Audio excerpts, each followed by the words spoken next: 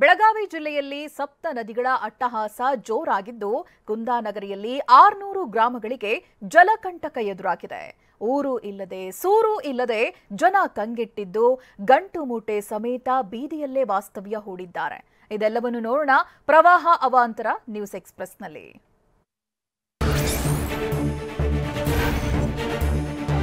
ಬೆಳಗಾವಿ ಜಿಲ್ಲೆಯಲ್ಲಿ 7 ದಿನಗಳಿಂದ ಪ್ರವಾಹ ಪರಿಸ್ಥಿತಿ ನಿರ್ಮಾಣವಾಗಿದೆ. ಜಿಲ್ಲೆಯ 40 ಗ್ರಾಮಗಳಲ್ಲಿ ನದಿಗಳ ಪ್ರವಾಹದಿಂದ ಜನರು ಅತಂತ್ರಗೊಂಡಿದ್ದಾರೆ. ಪ್ರವಾಹಕ್ಕೆ ಸಿಲುಕಿ 1,000ಕ್ಕೂ ಹೆಚ್ಚು ಕುಟುಂಬಗಳು ಬೀದಿಗೆ ಬಿದ್ದಿವೆ. 3,500 ಸಂತ್ರಸ್ತರಿಗೆ ಕಾಳಜಿ ಕೇಂದ್ರಗಳಲ್ಲಿ ಆರೈಕೆ ಮಾಡಲಾಗುತ್ತಿದೆ. 1,800 ಸಂತ್ರಸ್ತರು ಸಂಬಂಧಿಕರ ಮನೆ ಜಮೀನಿನಲ್ಲಿ ಸುರಕ್ಷಿತವಾಗಿದ್ದಾರೆ. ಬೆಳಗಾವಿ ಜಿಲ್ಲೆಯಲ್ಲಿ ಈವರೆಗೆ 41 ಸಂಪರ್ಕ ಸೇತುವೆಗಳು ಕುಸಿದಿದ್ದು 80ಕ್ಕೂ ಹೆಚ್ಚು ಗ್ರಾಮಗಳ ಸಂಪರ್ಕ ಕಡಿತಗೊಂಡಿದೆ. ಗೋಕಾಕ್ ನಗರದಲ್ಲಿ ಸುಮಾರು 300 ಮನೆಗಳು ಜಲಾವೃತಗೊಂಡಿವೆ.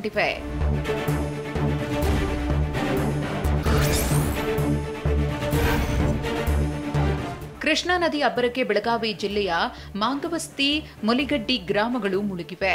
ಕಾಳಜಿ ಕೇಂದ್ರಕ್ಕೆ ಶಿಫ್ಟ್ ಆಗದೆ ಬೀದಿ ಬದಿಯಲ್ಲೇ ಹುಲಗಬಾಳಿ ಗ್ರಾಮದ ಬಳಿ ನೆರೆ ಸಂತ್ರಸ್ತರು ವಾಸಿಸುತ್ತಿದ್ದಾರೆ. ಕಾಳಜಿ ಕೇಂದ್ರಕ್ಕೆ ಬರುವಂತೆ ಅಧಿಕಾರಿಗಳು ಮನವೊಲಿಸಿದ್ರು.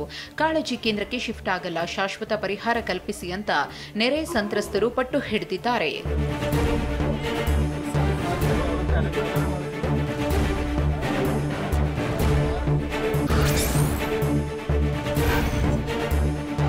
ಘಟಪ್ರಭಾ ನದಿ ಆರ್ಭಟಕ್ಕೆ ಬೆಳಗಾವಿ ಜಿಲ್ಲೆಯ ಗೋಕಾಕ್ ನಗರದ ಜನ ಬೆಚ್ಚಿಬಿದ್ದಿದ್ದಾರೆ. ಕುಂಬಾರ ಗಲ್ಲಿಯ ಕೆಲವು ಮನೆಗಳಿಗೆ ನದಿ ನೀರು ನುಗ್ಗಿದೆ. ಬ್ಯಾಳಿ ಖಾಟಾದಲ್ಲೂ 20ಕ್ಕೂ ಅಧಿಕ ಅಂಗಡಿಗಳು ಜಲಾವೃತಗೊಂಡಿವೆ. ಕಟ್ಟಿಗೆ ಅಡ್ಡ, ಗ್ಯಾರೇಜ್, ಚುರುಮುರಿ ಬಟ್ಟಿ, ಸಿಮೆಂಟ್ ಶಾಪ್ ಸೇರಿ ಎಲ್ಲವೂ ಮುಳುಗಡೆಯಾಗಿದ್ದು ಜನ ಆತಂಕದಲ್ಲಿದ್ದಾರೆ.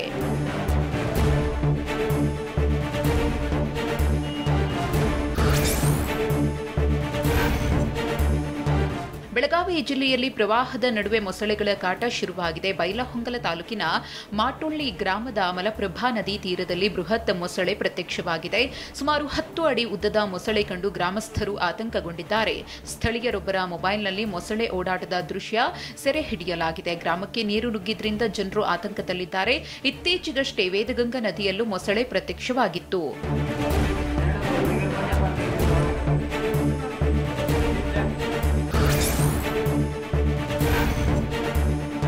ಕೃಷ್ಣಾ ನದಿ ಪ್ರವಾಹ ಭೀಕರತೆಯನ್ನ ಡ್ರೋನ್ ದೃಶ್ಯ ಬಿಚ್ಚಿಡ್ತಿದೆ. ಸಾವಿರಾರು ಹೆಕ್ಟೇರ್ ಪ್ರದೇಶದಲ್ಲಿ ಬೆಳೆದ ಕಬ್ಬು ಜಲಾವೃತಗೊಂಡಿದೆ. ಬೆಳಗಾವಿ ಜಿಲ್ಲೆಯ ಚಿಕ್ಕೋಡಿ ತಾಲೂಕಿನ ಮಾಂಜರಿ, ಎಡಿಯೂರಲ್ಲಿ ಹಾನಿ ಉಂಟಾಗಿದೆ. ಭಾವನ ಸೌದತ್ತಿ ಭಾಗದಲ್ಲಿ ಪ್ರವಾಹದಿಂದ ಅಪಾರ ಹಾನಿ ಉಂಟಾಗಿದೆ.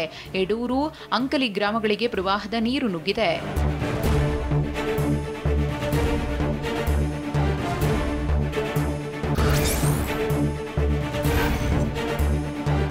ಘಟಪ್ರಭಾ ನದಿ ರೌದ್ರ ಆರ್ಭಟಕ್ಕೆ ಬೆಳಗಾವಿ ಜಿಲ್ಲೆ ಗೋಕಾಕ ತಾಲೂಕಿನ ಉದಗಟ್ಟಿ ಗ್ರಾಮದ ಉದ್ದಮ್ಮ ದೇಗುಲ ಜಲಮಯವಾಗಿದೆ.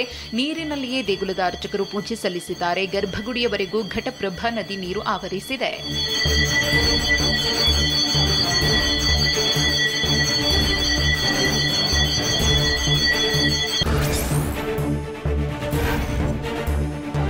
ಬೆಳಗಾವಿ ಜಿಲ್ಲೆ ಮೂಡಲಗಿ ತಾಲೂಕಿನ ಸುಣಧೋಳಿ ಗ್ರಾಮಕ್ಕೆ ಘಟಪ್ರಭಾ ನದಿಯ ನೀರು ನುಗ್ಗಿದೆ. ಗ್ರಾಮದ ಜಡಿಸಿದ್ದೇಶ್ವರ ದೇವಸ್ಥಾನ ಜಲಾವೃತವಾಗಿದೆ.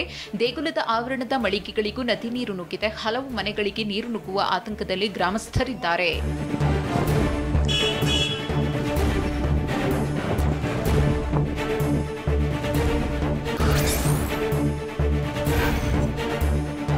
ಕೃಷ್ಣಾ ನದಿ ತೀರದಲ್ಲಿ ಪ್ರವಾಹ ಪರಿಸ್ಥಿತಿಯ ಹಿನ್ನೆಲೆಯಲ್ಲಿ ಬೆಳಗಾವಿ ಜಿಲ್ಲಾಡಳಿತ ಹೈ ಅಲರ್ಟ್ ಆಗಿದೆ. ಚಿಕ್ಕೋಡಿ ತಾಲೂಕಿನ ಯಡೂರು ಗ್ರಾಮದ ನದಿ ತೀರದಲ್ಲಿ ಎನ್ಡಿಆರ್ಎಫ್ ಕಣ್ಗಾವಲು ಇಟ್ಟಿದೆ. ಯಡೂರು ಗ್ರಾಮಕ್ಕೆ ಕೃಷ್ಣಾ ನದಿ ನೀರು ನುಗ್ಗಿದ್ದು ನದಿ ತೀರದ ಪ್ರದೇಶಗಳನ್ನು ಎನ್ಡಿಆರ್ಎಫ್ ತಂಡ ಮತ್ತು ಶಾಸಕ ಗಣೇಶ್ ಹುಕ್ಕೇರಿ ಪರಿಶೀಲಿಸಿದ್ದಾರೆ.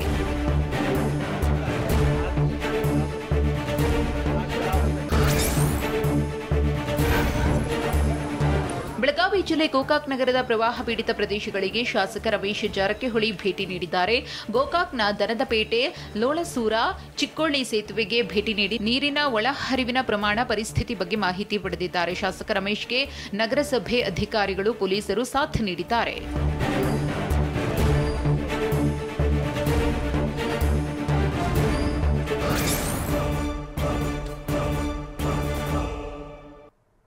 ಶಿರೂರು ಗುಡ್ಡ ಕುಸಿದು 13 ದಿನಗಳೇ ಕಳೆದರೂ ನಾಪತ್ತೆಯಾದ ಮೂವರ ಸುಳಿವೇ ಸಿಕ್ಕಿಲ್ಲ. ಇದರ ಮಧ್ಯೆ 12 ದಿನಗಳಿಂದ ನಡೀತಾ ಇದ್ದಂತ ಶೋಧ ಕಾರ್ಯಕ್ಕೆ ಗಂಗಾವಳಿ ಅಡ್ಡಿಯಾಗಿದೆ. ಹೀಗಾಗಿ ಕಾರ್ಯಾಚರಣೆ ಅರ್ಧಕ್ಕೆ ನಿಂತಿದೆ. ಇದೆಲ್ಲವನ್ನು ನೋಡೋಣ ವರುಣಾರ್ಭಟ ನ್ಯೂಸ್ ಎಕ್ಸ್‌ಪ್ರೆಸ್‌ನಲ್ಲಿ. ಶಿರೂರು ಗುಡ್ಡ ಕುಸಿತ ಪ್ರಕರಣದಲ್ಲಿ 11 ಮಂದಿ ನಾಪತ್ತೆಯಾಗಿದ್ರು. ಈ ಪೈಕಿ ಕಳೆದ 13 ದಿನಗಳಿಂದ ನಡೆದ ಕಾರ್ಯಾಚರಣೆಯಲ್ಲಿ 8 ಮೃತದೇಹಗಳು ಪತ್ತೆಯಾಗಿದ್ವು. ಉಳಿದ 3 ನಿರಂತರವಾಗಿ ಹುಡುಕಾಟ ಮುಂದುವರೆದಿತ್ತು. ಆರ್ಮಿ, ನೇವಿ, ಎನ್ಡಿಆರ್ಎಫ್ ಮುಳುಗು ತಜ್ಞರಿಂದ ಶೋಧ ಕಾರ್ಯಾಚರಣೆ ನಡೆಯುತ್ತಿತ್ತು. ಆದರೆ ಕಲ್ಲು ಮಣ್ಣು ಹೊರತುಪಡಿಸಿ ಬೇರೇನೂ ಕಾಣದ ಹಿನ್ನೆಲೆ ಕಾರ್ಯಾಚರಣೆಯನ್ನ ತಾತ್ಕಾಲಿಕವಾಗಿ ಸ್ಥಗಿತಗೊಳಿಸಲಾಗಿದೆ.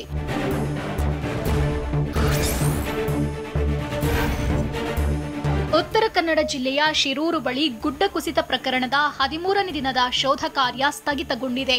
ಬೆಳಗ್ಗೆಯಿಂದ ನಡೆಸಿದ ಕಾರ್ಯಾಚರಣೆಯಲ್ಲೂ ಯಶಸ್ಸು ಸಿಗದಿರೋದ್ರಿಂದ ತಾತ್ಕಾಲಿಕವಾಗಿ ಸ್ಥಗಿತಗೊಳಿಸಲಾಗಿದೆ.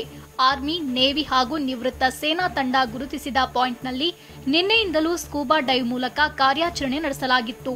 ಆದರೆ ಅಪಾರ ಪ್ರಮಾಣದ ಕಲ್ಲು, ಮಣ್ಣು, ಬಂಡೆ ಹೊರತುಪಡಿಸಿ ಏನೂ ಕಾಣದ ಕಾರಣ ಇಂದಿನ ಕಾರ್ಯಾಚರಣೆ ಸ್ಥಗಿತಗೊಳಿಸಲಾಗಿದೆ. ಅಲ್ಲೂ ಕೂಡ ಮರ ಮತ್ತೆ ಕಲ್ಲು ಮಣ್ಣು ಸಿಕ್ಕಿದೆ ಅಂತಾನೆ ಹೇಳ್ತಾ ಇರೋದು. ಮತ್ತೆ ತುಂಬಾ ಫೋರ್ಸ್ ಆಗಿ ನೀರು ಬರ್ತಾ ಇತ್ತು. ಜಾಸ್ತಿ ಟೈಮ್ ಅಲ್ಲಿ ಇರ್ಲಿಕ್ಕೆ ಆಗಿಲ್ಲ ಅಂತ ಕೂಡ ಒಂದು ಹೇಳಿದ್ರು. ಕೃಷ್ಣಾ ನದಿ ಪ್ರವಾಹಕ್ಕೆ ಯಾದಗಿರಿ ಜಿಲ್ಲೆ ಸುರಪುರ ತಾಲೂಕಿನ ನೀಲಕಂಠರಾಯನಗಡ್ಡಿ ಗ್ರಾಮ ನಡುಗಡ್ಡೆಯಾಗಿದೆ. ಮುಂಜಾಗ್ರತಾ ಕ್ರಮವಾಗಿ ಸ್ಥಳಕ್ಕೆ ಭೇಟಿ ನೀಡಿದ ತಹಶೀಲ್ದಾರ್ ವಿಜಯಕುಮಾರ್ ತುಂಬು ಗರ್ಭಿಣಿಯರನ್ನ ಸುರಕ್ಷಿತ ಸ್ಥಳಕ್ಕೆ ಶಿಫ್ಟ್ ಮಾಡಿದ್ದಾರೆ. ವೈದ್ಯರಿಂದ ಆರೋಗ್ಯ ತಪಾಸಣೆ ಬಳಿಕ ಗರ್ಭಿಣಿಯರು ತಮ್ಮ ಸಂಬಂಧಿಕರ ಮನೆಗಳಿಗೆ ತೆರಳಿದ್ದಾರೆ.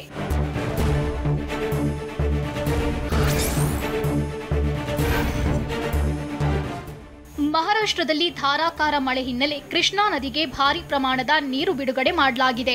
ಹೀಗಾಗಿ ರಾಯಚೂರು ಜಿಲ್ಲೆ ಲಿಂಗಸ್ಕೂರು ತಾಲೂಕಿನ ಶೀಲಹಳ್ಳಿ ಸೇತುವೆ ಸಂಪೂರ್ಣ ಮುಳುಗಡೆಯಾಗಿದೆ. ಸೇತುವೆ ಮೇಲೆ ಸುಮಾರು 8 ರಿಂದ 10 ಅಡಿ ಎತ್ತರದಷ್ಟು ಕೃಷ್ಣಾ ನದಿ ನೀರು ಭೋರ್ಗರೆಯುತ್ತಿದೆ. ಶೀಲಹಳ್ಳಿ ಸೇತುವೆ ಮುಳುಗಡೆ ಹಿನ್ನೆಲೆ ಲಿಂಗಸ್ಕೂರು ತಾಲೂಕಿನ ನಡುಗಡ್ಡೆ ಗ್ರಾಮಗಳ ಸಂಪರ್ಕ ಕಡಿತಗೊಂಡಿದೆ.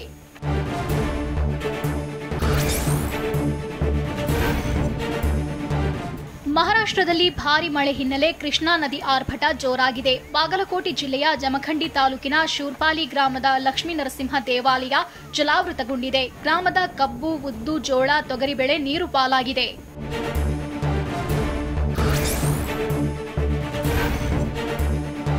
ಅಪಾಯದ ಮಟ್ಟ ಮೀರಿ ಕಾವೇರಿ ನದಿ ಹರಿಯುತ್ತಿದ್ದು ನದಿ ಪಾತ್ರದಲ್ಲಿ ಪ್ರವಾಹ ಭೀತಿ ಎದುರಾಗಿದೆ.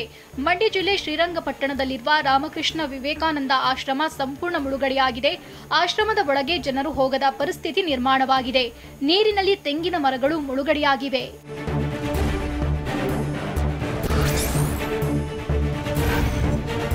ತುಂಗಭದ್ರಾ ನದಿಗೆ ಹೆಚ್ಚುವರಿ ನೀರು ಬಿಡುಗಡೆ ಹಿನ್ನೆಲೆ ರಾಯಚೂರು ಜಿಲ್ಲೆಯ ಎಲೆಬಿಚ್ಚಾಲಿಯಲ್ಲಿರುವ ರಾಯರ ಜಪದ ಕಟ್ಟೆ ಜಲಾವೃತಗೊಂಡಿದೆ.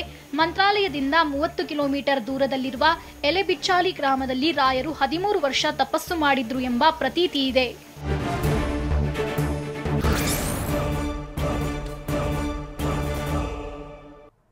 ಕಳೆದ 1 ತಿಂಗಳಿನಿಂದ ಕಂಬಿ ಹಿಂದೆ ಇರೋ ಕಾಟೇರನಿಗೆ ಕೊಲೆ ಪಶ್ಚಾತ್ತಾಪ ಕಾಡ್ತಿದೆ. ಅಷ್ಟೇ ಅಲ್ಲ, ರೇಣುಕಾಸ್ವಾಮಿ ಕೊಲೆ ಆರೋಪಿಗಳು ದರ್ಶನ್ ಬಳಿ ಕ್ಷಮೆ ಕೇಳಿದ್ಯಾಕೆ?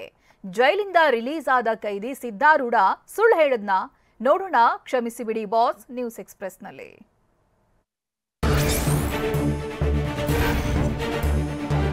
ರೇಣುಕಾಸ್ವಾಮಿ ಹತ್ಯೆ ಕೇಸ್ನಲ್ಲಿ ನಟ ದರ್ಶನ್ ಜೈಲು ಪಾಲಾಗಿದ್ದು ಕಂಬಿ ಹಿಂದೆ ದಾಸ ಶರಣಾಗಿದ್ದಾರೆ. ಅಷ್ಟೇ ಅಲ್ಲ, ಜೈಲು ಸೇರಿ 1 ತಿಂಗಳ ಬಳಿಕ ಡಿ ಗ್ಯಾಂಗ್ನ ಕೊಲೆ ಆರೋಪಗಳಿಗೆ ಪಶ್ಚಾತ್ತಾಪ ಕಾಡಲು ಶುರುವಾಗಿದೆ. ಹೀಗಾಗಿಯೇ ವಿನಯ್ ಆ್ಯಂಡ್ ಗ್ಯಾಂಗ್ನವರು ನಾವು ಅಂದುಕೊಂಡಿದ್ದೇ ಒಂದು, ಆಗಿದ್ದು ಮತ್ತೊಂದು. ನಮ್ಮ ಅಚಾತುರ್ಯದಿಂದ ನಿಮಗೆ ಇಂಥ ಪರಿಸ್ಥಿತಿ ಬಂದಿದೆ, ನಮ್ಮನ್ನ ಕ್ಷಮಿಸಿಬಿಡಿ ಬಾಸ್ ಅಂತ ಮನವಿ ಮಾಡಿದ್ದಾರಂತೆ.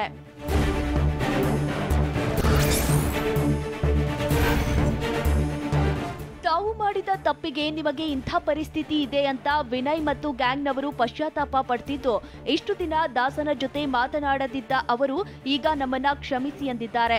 ಇತರೆ ಆರೋಪಿಗಳ ಮಾತು ಕೇಳಿದ ಬಳಿಕ ಮುಂದೆ ಏನಾಗುತ್ತೋ ನೋಡೋಣ ಅಂತ ದರ್ಶನ್ ಹೇಳಿದ್ದಾರಂತೆ.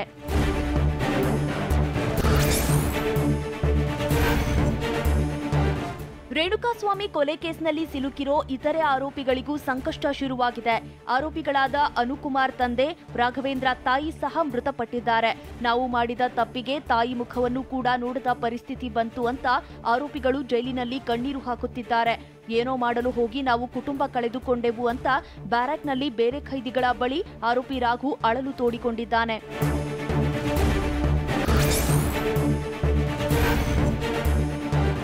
ರೇಣುಕಾಸ್ವಾಮಿ ಕೊಲೆ ಕೇಸ್ನಲ್ಲಿ ದರ್ಶನ್ ಬಂಧಿಸಿದ ಬೆಂಗಳೂರು ಪೊಲೀಸರಿಗೆ ಸಾರ್ವಜನಿಕರು ಶಬಾಷ್ ಗಿರಿ ಕೊಟ್ಟಿದ್ದಾರೆ. ಮಾಸಿಕ ಜನಸಂಪರ್ಕ ಕಾರ್ಯಕ್ರಮದಲ್ಲಿ ನಗರ police commissioner Dayanand, DCP Devaraj, traffic DCP Kuldeep ಭಾಗಿಯಾಗಿದ್ರು. ಈ ವೇಳೆ ಮುರಳಿ ಅನ್ನೋ ವ್ಯಕ್ತಿ ದರ್ಶನ್ ಬಂಧಿಸಿದ್ದಕ್ಕೆ ಕಮಿಷನರ್ ಸಾಹೇಬ್ರೆ ನಿಮಗೆ ಅಭಿನಂದನೆ ಅಂತ ಹೇಳಿದ್ರು. ಈ ವೇಳೆ ನೆರೆದಿದ್ದ ಜನರು ಚಪ್ಪಾಳೆ ಹೊಡೆದ್ರು.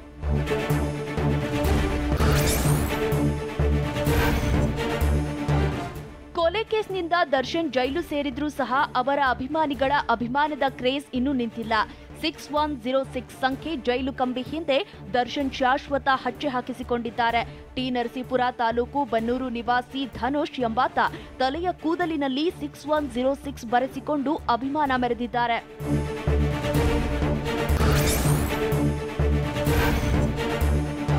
ರೇಣುಕಾಸ್ವಾಮಿ ಕೊಲೆ ಕೇಸ್ನಲ್ಲಿ ಜೈಲು ಸೇರಿರೋ ದರ್ಶನ್ ನನಗೆ ಜೈಲೂಟ ಸೇರ್ತಿಲ್ಲ, ಮನೆಯೂಟ ಬೇಕು ಅಂತ ರಿಟ್ ಅರ್ಜಿ ಸಲ್ಲಿಸಿದ್ರು. ಈ ಅರ್ಜಿಯ ವಿಚಾರಣೆಯನ್ನ ನಡೆಸಿದ ಕೋರ್ಟ್ ಮನೆಯೂಟ ನಿರಾಕರಿಸಿದೆ. ಅಲ್ಲದೆ ರಿಟ್ ಅರ್ಜಿಯನ್ನ ವಜಾಗೊಳಿಸಿದೆ. ಹೀಗಾಗಿ ಹೈಕೋರ್ಟ್ನಲ್ಲಿ ರಿಟ್ ಅರ್ಜಿ ಸಲ್ಲಿಸಲಾಗಿದೆ. ಹೈಕೋರ್ಟ್ನಲ್ಲಿ ಈ ಅರ್ಜಿಯ ವಿಚಾರಣೆ ನಾಳೆ ನಡೆಯಲಿದೆ.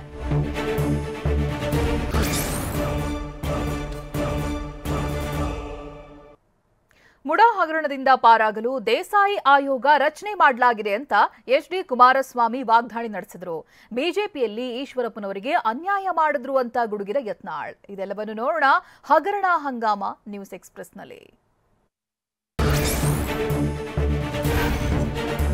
ಮುಡಾ ಹಗರಣದಿಂದ ಪಾರಾಗಲು ಸಿಎಂ ಸಿದ್ದರಾಮಯ್ಯ ದೇಸಾಯಿ ಆಯೋಗ ರಚನೆ ಮಾಡಿದ್ದಾರೆ ಅಂತ ಕೇಂದ್ರ ಸಚಿವ ಎಚ್.ಡಿ. ಕುಮಾರಸ್ವಾಮಿ ಹೇಳಿದ್ದಾರೆ.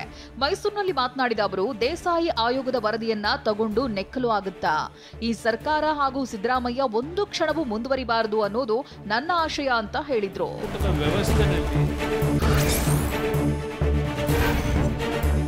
ಮುಡಾದಿಂದ ನಾನು ಯಾವುದೇ ನಿವೇಶನ ಪಡೆದಿಲ್ಲ ಅಂತ ಕೇಂದ್ರ ಸಚಿವ ಎಚ್.ಡಿ. ಕುಮಾರಸ್ವಾಮಿ ಹೇಳಿದ್ದಾರೆ. ಮೈಸೂರಿನಲ್ಲಿ ಮಾತನಾಡಿದ ಅವರು, 1984ರಲ್ಲಿ ನಿವೇಶನ ಕೋರಿ ಮುಡಾಗೆ ಅರ್ಜಿ ಸಲ್ಲಿಸಿ 37,000 ಹಣವನ್ನ ಕಟ್ಟಿದ್ದೇನೆ. 2006ರಲ್ಲಿ ನಾನು ಸಿಎಂ ಆಗಿದ್ದಾಗ ಯಾರಿಗಾದ್ರೂ ಹೇಳಿದ್ರೆ ಮನೆಗೆ ಫೈಲ್ ತಂದು ಕೊಡ್ತಿದ್ರು. ಆದ್ರೆ ಆಗಲೂ ಪ್ರಭಾವ ಬಳಸಿ ನಿವೇಶನ ಪಡಿಲಿಲ್ಲ. ಮುಡಾದಲ್ಲಿ ನಿವೇಶನ ಸಿಗದಿರೋದೇ ನನ್ನ ಅದೃಷ್ಟ ಎಂದುಕೊಳ್ತೇನೆ ಅಂತ ಹೇಳಿದ್ದಾರೆ. ಸೈಟೇ ಕೊಟ್ಟಿಲ್ಲ ನನಗೆ.